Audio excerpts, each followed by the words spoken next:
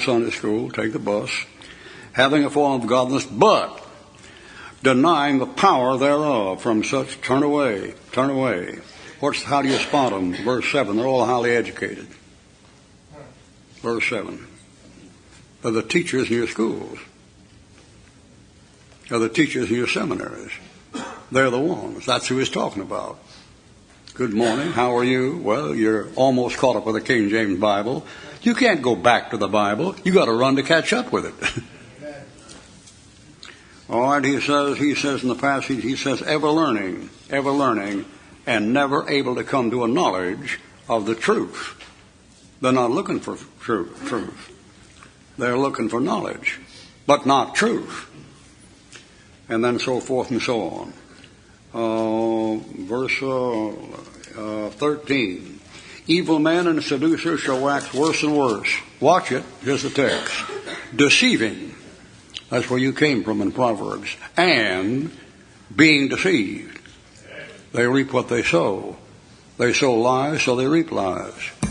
And you're told 3 times, let no man deceive himself, be not deceived. And be not deceived, let no man deceive yourself. And don't you deceive yourself. Deceiving and being deceived. You try to fool somebody with something, you know what God will do to you? He'll fool you and mess you up. That's what he'll do. Now that's salient. That's what you call a salient verse. Boy, that's got lead powder shot and dynamite behind it. All right, back to Proverbs chapter 14. That's your text. He says in the text, he says, verse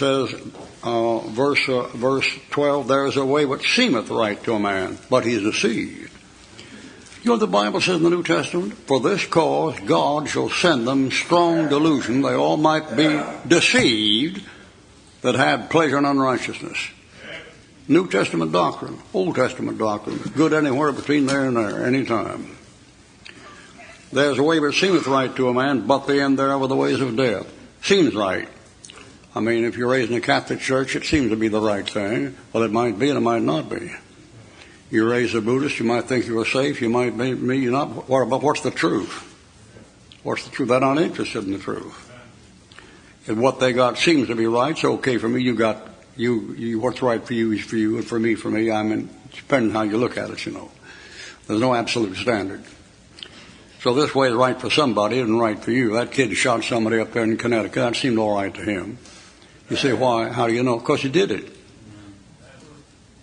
When will you grow up and start thinking?